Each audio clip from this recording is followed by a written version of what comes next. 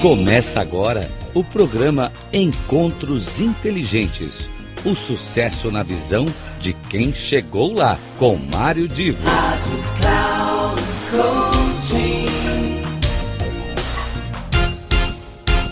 Alô, queridos amigos ouvintes. Eu agora aqui com a Carla Brandão e trocando umas ideias. E a Carla ela vai rapidamente se apresentar, a sua formação, mas um tema que ela tem trabalhado bastante é a questão da coragem. Então, Carla, eu parto já com a pergunta. Eu peço que você se apresente, mas já parto com a pergunta. Me defina o que é coragem dentro desse universo que você tem trabalhado para adultos e crianças. Mário, muito obrigada, muito bacana conversar com você. E eu gosto de compartilhar coragem, então vou explicar para a sua audiência o que se trata essa coragem que eu falo.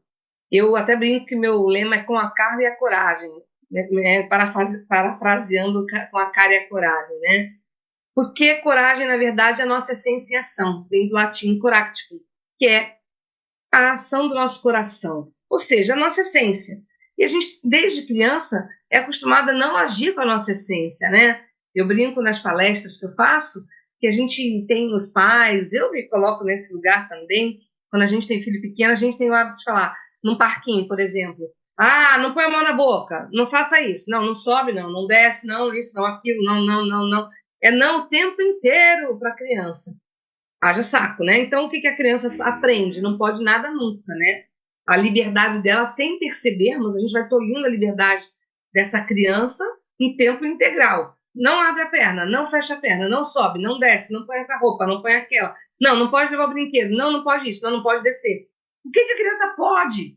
Então, a gente tem que começar a pensar como a gente se comunica com os nossos filhos, com os nossos netos, com as nossas crianças, para que ela possa entender que ela tem um momento onde ela tem que respeitar os códigos sociais, mas onde ela pode se expressar como ela mesma, para que depois ela não precise fazer terapia, como eu procuro, como eu atendo, né? Muitos que já passaram por isso, muitos adultos, eu sou psicanalista, e já tem que consertar tudo que ficou passado, tudo que ficou tolhido, e tudo que ela já fez por opção, não dela, mas do que a sociedade compeliu ela a tomar. Então, mas aí a gente está falando a questão da coragem dentro da perspectiva de se buscar a essência que se tem, aquilo que se tem lá de mais forte e, digamos assim, batalhar nesse caminho, tá certo? Sim. A criança normalmente não tem esse tipo de consciência do que ela quer, ela tem vontades, né? Ela tem desejos.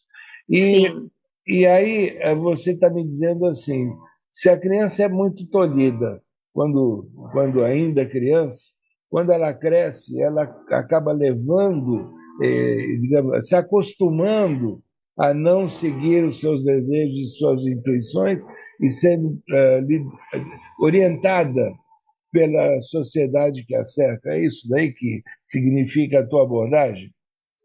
Exatamente, Mário. Como já diria Marina Colasanti, a gente se acostuma, mas não deveria, né? Então a gente começa a tolir tanto, sem perceber também como adultos, né? De forma inconsciente, a gente reproduz o que a gente também teve como certo, e a gente acaba tolindo as crianças, muitas vezes que não têm consciência nem de quem elas são, nem de que elas estão sendo tolhidas.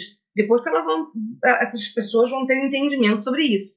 Porque a gente, na verdade, quando a gente resgata, inclusive terapeuticamente, quem nós éramos quando crianças, aquela alegria, alguns hábitos de andar de bicicleta, de fazer um doce, de fazer um bolo com a mãe, de fazer alguma coisa simples, como a gente fazia quando era criança, coisas que a gente se divertia com tão pouco, de tomar um picolé, como você mora no Rio, na orla, como a minha mãe me levava. Passei muitas vezes a tomar um picolé na orla, botando o pé na areia. Minha irmã tinha pé chato, minha mãe falava, vamos para a praia. E a gente ia passear, ela falava, não tinha dinheiro, minha mãe. Eu falei, tô sem dinheiro. Então ela ia para a praia. E era muito maravilhoso, para mim era incrível aquilo. Eu nem imaginava que minha mãe estava com pouco dinheiro, porque era tudo de bom estar ali com a minha mãe, com a minha irmã, brincando na areia, tomando sorvete. que mais que a gente precisa, não é verdade? E a gente hoje tem sonhos cada vez mais mirabolantes e de acordo com a grama do vizinho. A grama do vizinho sempre parece mais verde. E não é. Todo mundo tem seríssimos problemas muitas vezes, a gente nem imagina quais. Então, Agora, na verdade, a gente Carla, tem que se voltar para dentro. dentro dessa perspectiva de que a gente não pode tolher a criança, e tem uma outra forma de ver, que é o adulto tentar minimizar o risco de acidente para a criança, na medida em que ela não tem consciência muitas vezes de risco. Onde é que está o equilíbrio entre a Perfeito. gente minimizar riscos que possam colocar problema à integridade da criança, ou a gente está tolhendo essa liberdade e essa coragem, limitando esse princípio de coragem para o futuro? Perfeito, Mário. Essa resposta é bom senso e explicar. A gente percebe que muito adulto não tem paciência para explicar. E as crianças de hoje em dia não aceitam mais não ter uma explicação. Elas querem entender. Quando a criança entende o motivo, ela passa a ter consciência daquilo e aí ela absorve para ela poder atuar daquela forma. Filho, vamos à praia. Cuidado que lá é muito perigoso. Tem muita gente. Perdão. Tem muita gente, muitas crianças. Se você sair correndo um raio maior do que 100 metros, eu vou perder você de vista e eu não vou te encontrar mais. Você vai se perder da mamãe. E aí, como é que eu vou te encontrar de novo? Você vai ser um baita de sufoco. Eu aposto que aquela criança entendeu que ela não deve fazer essa estrepulia de sair correndo, por mais que ela até queira, porque tem uma explicação para aquilo. E não porque eu quero. Antigamente é porque não, porque sim, porque não. E porque não é resposta, né? A gente já ouvia isso. Muitas Agora, crianças, já tidas como mal educadas, falavam, né? Porque não é resposta. E o pai deixa eu falava, andar, deixa eu andar no tempo e vamos hum, agora pegar o ambiente adulto numa empresa.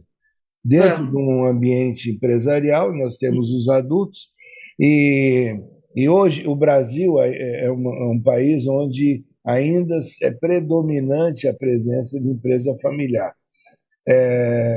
Inclusive algumas muito grandes, mas estão com a gestão Sim. familiar. E a gente se acostumou ao longo dos anos àquela visão do chefe, ou seja, dentro do desenvolvimento humano fala-se muito de liderança, mas a gente se Uhum, acostumou com a presença do chefe dentro uhum, das empresas. E o uhum, chefe é aquele que manda quem pode e obedece quem tem juízo, uhum, né? uhum. Dentro desse contexto, o que que a sua experiência tem mostrado?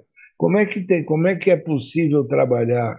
A gente vai trabalhar o chefe que pensa assim, ou a gente vai trabalhar, dentro da sua experiência, o funcionário para que ele comece digamos, se preservar, ter menos, ter menos burnout, estresse do trabalho, na medida que está no ambiente tóxico? Como é que quando você chega no ambiente desse, como é que se alavanca no caminho positivo? Muito boa essa pergunta e muito ampla. Vou tentar responder de várias formas. Eu aprendi muito com a minha mãe, Mário. Ela é carioca. Como você falou que mora no Rio, estou tocando nesse tema. E ela foi treinada para ser dona de casa. Aprendi a fazer costura, bordado, tricô. Só que ela se viu um dia no momento em que ela precisou trabalhar. E ela aprendeu de uma época que não tinha Google, nem cursos, e ela aprendeu com livros, e ela era autodidata. Se tornou uma grande diretora de um jornal chamado Estado de São Paulo.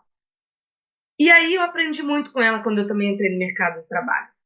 E ela me deu várias dicas dos livros que ela leu, o Corpo Fala e outros. E eu, quando eu virei chefe. Só que eu precisei entender que aquilo lá era um jeito de comunicação que não funcionava. Ainda mais que já eram outras pessoas, outra geração. Não dá para você falar não, porque não. Então, eu lembro de um livro que é o Monge Executivo, que eu li e reescrevi para eu poder entender conceitos que eu não tinha sido ensinada a ter. Eu tive chefes que era assim, não. Então eu reproduzi o que o chefe fazia, achava que aquilo era legal, era ser chefe, e comecei a perceber que aquilo não era legal. Então eu, por minha conta e risco, fui atrás de aprendizados. Ao longo do tempo, como eu me tornei coach, tudo que eu faço hoje, psicanalista, especialista em inteligência emocional, eu comecei a realmente entregar tudo que eu aprendi em cursos, em plataformas e também em palestras. Muitas empresas chamam para que os seus funcionários estejam, mas muitos dos CEOs e os donos, inclusive já fiz em empresas familiares, também estão presentes. Então, claro, eu tenho um método de colocar essas questões tanto para que um lado e tanto para o outro, para que todos entendam as suas partes e todos juntos possam ter uma nova forma de atuação. Tá bom, Carla, muito obrigado. Que todos que estão nos ouvindo pensem a respeito, cada um refletindo dentro da sua realidade de vida. E fica aqui o agradecimento. Qual é o seu Instagram para que as pessoas possam te localizar? Bom. O meu Instagram é @carlabrandão11. @carlabrandão11.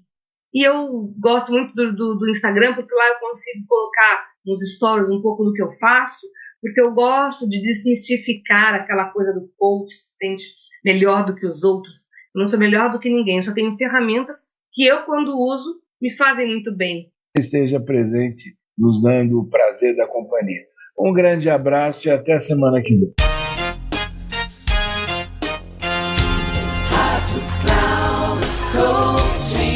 Terminando Encontros Inteligentes. O sucesso na visão de quem chegou lá, com Mário Divo. Rádio Cloud Coaching.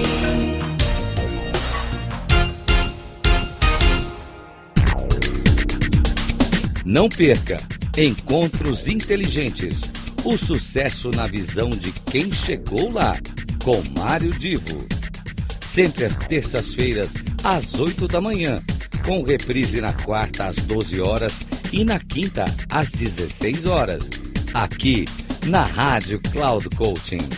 Acesse o nosso site radio.cloudcoaching.com.br e baixe o nosso aplicativo na Google Store.